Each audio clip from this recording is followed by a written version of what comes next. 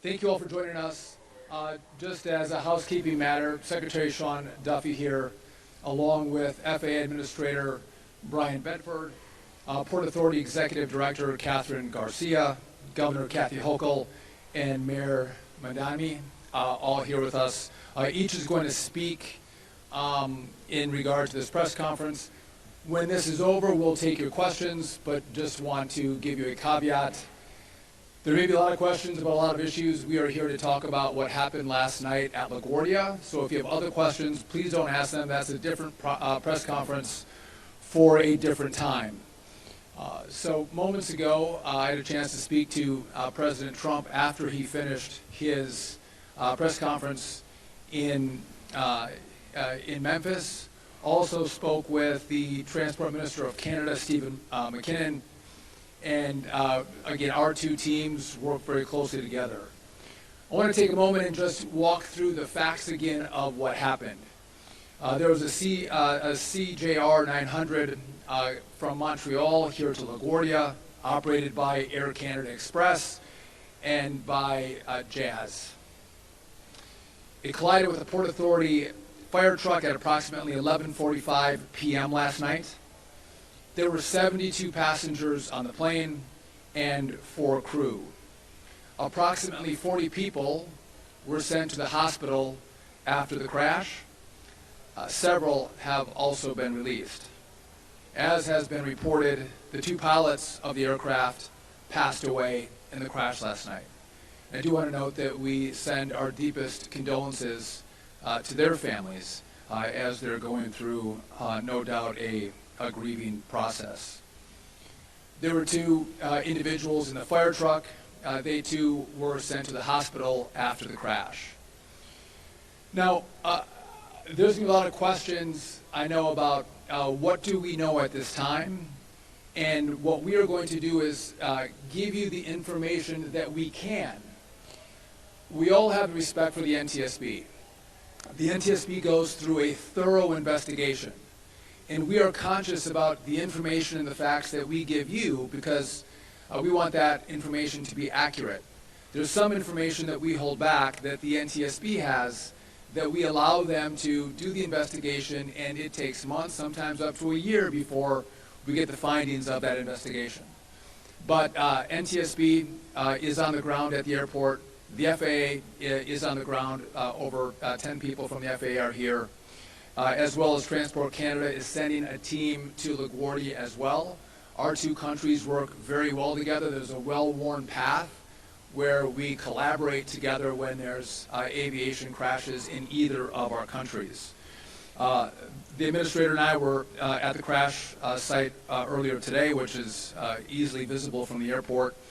And it's incredibly sad, it's troubling, and I just want to let America know that we are working our hearts off to make sure that when people travel, whether by rail or car or by air, that they travel safely.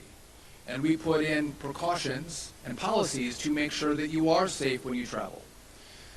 When I was at the crash site, it was just a reminder that when you're traveling by air, you should wear your seatbelt. If you see the videos of the air crash, wear your seatbelt when you're on the airplane. Also, in a car, wear a seatbelt. As you see from last night, they do save lives. I'd also note that as of now, LaGuardia is open. There is a reduced capacity because the aircraft and the fire truck are still in their positions from last night. So we are going to have reduced capacity for some time, but the airport is operational. Again, we'll come back and take your questions, but at this time I want to turn it over to the FAA Administrator, Brian Bedford. Thank you, Secretary Duffy. Again, I want to extend my deepest sympathies on behalf of the 44,000 men and women of the Federal Aviation Administration. We take our responsibilities quite seriously, managing the safety of the air traffic control system in the national airspace. So we're deeply moved by the tragedy of last night. Been in contact with the leadership teams of both Air Canada and Air Canada Jazz to express our sympathies, as well as my peer, at Transport Canada. And of course, we are a supporting agency in the investigation now. The National Transportation Safety Board is running the investigation, so there are few facts we're going to be able to share with you today. What I can share with you, of course, the weather conditions last night were moderate winds out of 050 at 7 knots. We had broken ceilings at 9,000 feet. Visibility roughly 4 miles in raining conditions, so there was mist and fog here at the LaGuardia Airport last night. We had a situation with United Airlines aircraft that had experienced an aborted takeoff. This is the reason why the fire and rescue crew had been deployed. Of course, the Air Canada flight was arriving on runway 4 when the incident took place at the Delta intersection. Again, I want to extend my sympathies to the families of the 2 pilots. These were 2 young men at the start of their careers, so it's an absolute tragedy, that we're sitting here, with their loss. So my heart really goes out to the families for sure. But we are committed to a full, transparent investigation. We will support the NTSB in any way possible. And again, we look forward to being able to take concrete actions to ensure something like this will never happen again. Thank you. Hi, I'm Catherine Garcia, Executive Director of the Port Authority, and I want to add our voice to those that you've heard before and share our deepest sympathies with the families of the captain and the first officer who passed away last night. The Port Authority takes great pride in being able to work with all of our partners to deliver safety for the flying public. And it has been over 34 years since we had an incident with a death at the airport. As the Secretary said, at approximately 11:40 last night, Air Canada Flight 8646, operated by Jazz Aviation, collided with the Port Authority aircraft rescue and firefighter vehicle on runway 4. The ARP vehicle carried Sergeant Orselio and Officer Baez. Both were taken to New York Presbyterian Hospital. We expect one to be released later this afternoon and the other to be kept overnight for observation. And in accordance with our emergency plan, our mutual aid partners, the Fire Department of New York and the New York Police Department, immediately responded. They transferred over 43 people to the hospital during the evening, though many have been released at this time. At approximately 5:30 this morning, the airport reopened for passengers, and our first flight, a Delta flight, left about a minute after 2 this afternoon. Again, I want to share my deepest sympathies with the families. This could have been an even broader tragedy if everyone had not responded as quickly and effectively as they did. Thank you, and I'm going to turn it over to the governor, New York Governor Kathy Hochul. Thank you, Catherine. While the facts of what happened last night, 11:45 p.m., were well known, yes, it was an aviation disaster, the likes of which we have not seen here in over 3 decades. But it's a deeply human story where 2 young pilots left their homes expecting to return to their families, and they will not. And this is what pains everyone here in the state of New York. I've conveyed our condolences to the Canadian government. I have walked the halls and gone up to Port Authority personnel and police, telling them how grateful we are that they put their lives out there every single day to make sure our traveling public is safe. So to the entire Port Authority and LaGuardia family, I want to know we are very cognizant of the traumatizing impact this has on you and indeed your own families. So I want to first convey my gratitude to all of you and sympathies to those who have had their lives shattered as a result of this and those who have sustained injuries. It's not what you expect when you get out of an airplane. But also, I want to offer the full cooperation of New York State with the investigation. I'm grateful also to Secretary Duffy and Administrator Bedford for coming right here on this day. It's important to have your presence, to know that this will be addressed at the highest levels, and also support from the mayor, who represents many of the people who work here as I do. And Catherine Garcia, Up until a short time ago, she was my top state operations officer in charge of every disaster, every crisis that has befallen the state of New York in the last 4 years. So she is a top consummate professional, and I have great confidence in her ability as well. So let me close with this. Let's acknowledge the tremendous stress, particularly in recent days, that our airline workers are under. And as we come through here, know that this is an ecosystem which is not self-sustaining. There are countless individuals who step up every day willing to do the hard work to make sure we're safe. And in my judgment, they all deserve gratitude, not just on this day, but as I often do walking through airports, just saying thank you with a heart full of gratitude for what they do to make our lives safer and better. Thank you. Mayor Zoran Mandami.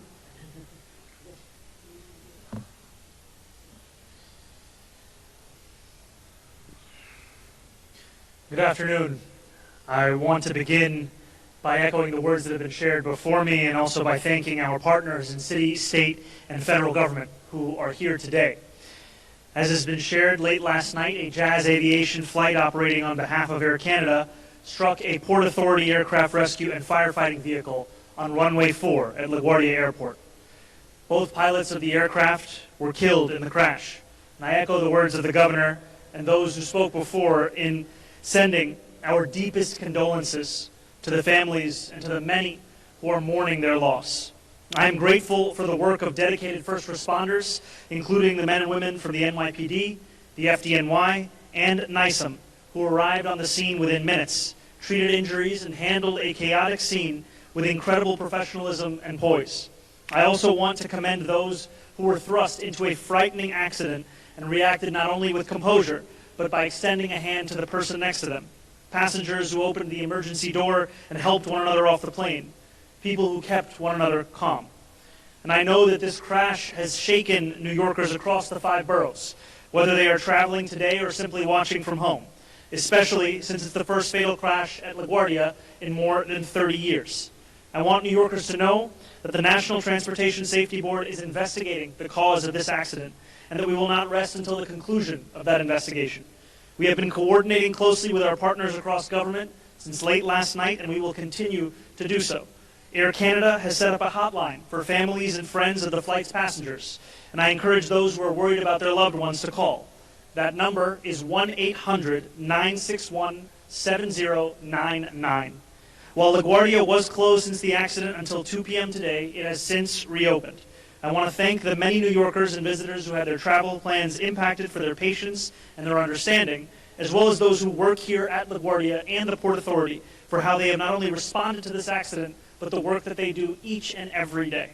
As we continue to learn information, we will share it with you, and in the meantime, let us keep those who died in our thoughts and continue to hope for a quick recovery for those who are injured.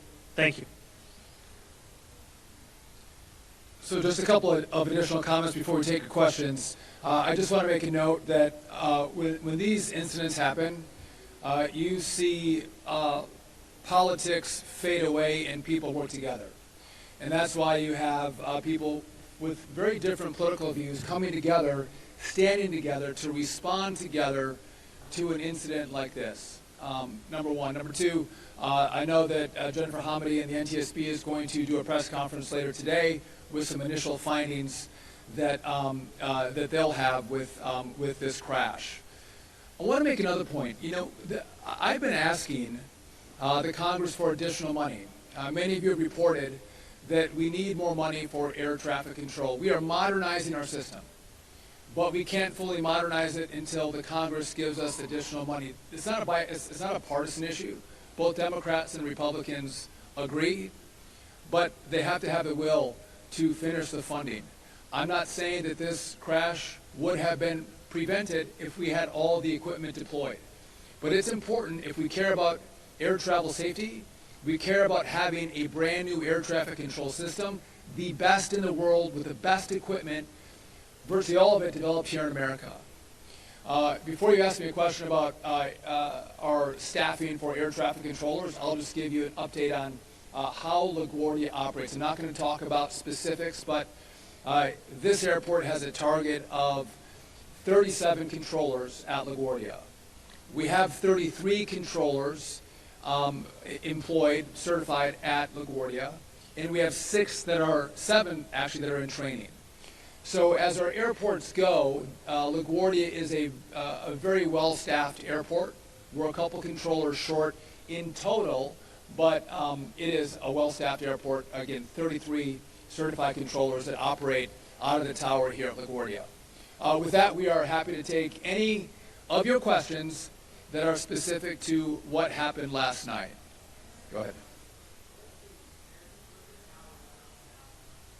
What can you tell us about the air traffic controller, number of hours, years on the job?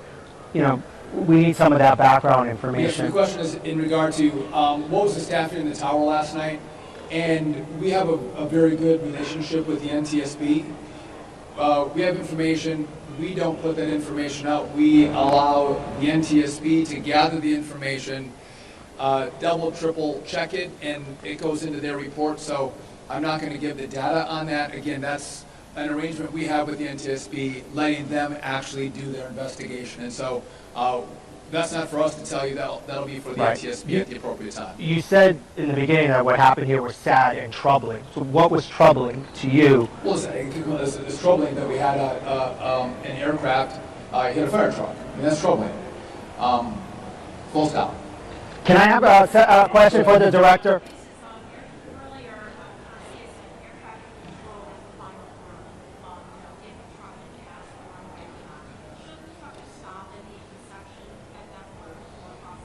So the question is, should the truck have stopped? And again, this goes to information that we have, but we give it to the NTSB. They analyze it and they make the judgment call on what should have happened in regard to air traffic control, trucks and airplanes. And through that investigation, they then put out a report. So I can't give you specifics on what went wrong. That's for Jennifer Hominy and the NTSB. One of the things mentioned was the mist conditions. Sir, I work with New York Flathead. Some sources are telling us that only one air traffic controller was in the tower last night. And I know you said you won't be specific. However, I said looking at that was the case, would the FAA then be responsible for this? So I told you I'm not going to talk about specifics, but for that question, I'll just tell you that it's inaccurate. Can we ask? Oh, sorry. I understand that you're wanting more air traffic controllers. I understand you're saying there's not enough funding for that. In the meantime, while you work that out, how do you even convince people to become controllers after seeing what happened last night and after hearing that devastating audio? So with air traffic controllers, we have surged in our training facility, which is in Oklahoma City. We are putting more controllers through our academy. Now, it does take time to train up as a controller. If you come to a very busy space like N90 in New York or LaGuardia, it's going to take you over a year to train up in a facility like this. So there's some lag time as we get controllers through the academy, and we need them trained up in a facility. As I mentioned, there's 7 controllers. Many of them have a lot of experience in different facilities, but they have to be trained up specifically in this airspace. What I've also done is I have offered bonuses to air traffic controllers who are of the age to retire. I've asked them to not retire, to stay on the job, and we're paying them a 20% bonus just so we can bridge this shortfall. But as the airports go, LaGuardia is a well-staffed airport. Even though we do have shortages, I was speaking specifically in regard to the dollars that we need for the technological upgrade. We have, again, this was not tonight, but there's copper wires. We use analog, not digital. There's a whole suite of technological upgrades that we want to make that will make the job of air traffic controlling much easier. And again, it's a separate issue, but I think it underscores the point that the Congress does need to do their job. And there's bipartisan agreement, so they should, in a bipartisan way, come together and figure out a way to give us the rest of the dollars to complete the job. I'll take one more question.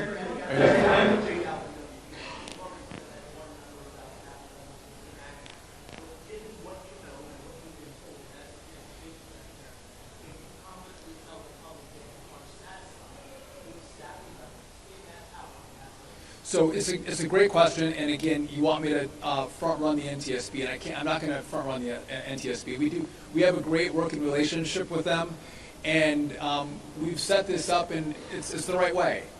We take a step back, and I don't give you all of the information. I let the NTSB take that information and do their analysis. And I'll just say, oftentimes what we learn is information that we have at the start of an incident like this oftentimes is wrong. And so what we think we know right now, that's why it goes to the NTSB. They pressure test it, they investigate it, and then they come out with a report for all of you. But I did want to clarify, I've heard the rumor that there was only one controller in the tower, and that's not accurate. Can we just get a question on the rescue efforts? Coming out, again, we are committed to safety. We are committed to working together to make sure when you fly, you get to your destination. Thank you.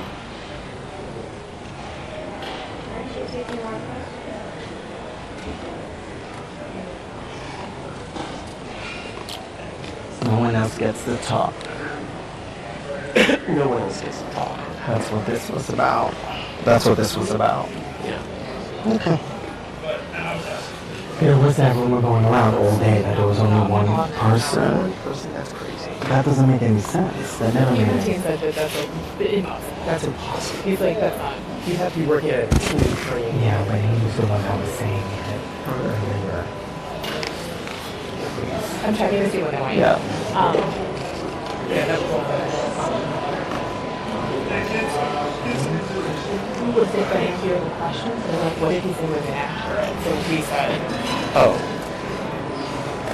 okay, we'll get ready. They have two guests now, and then one after. Okay. What's the IFB?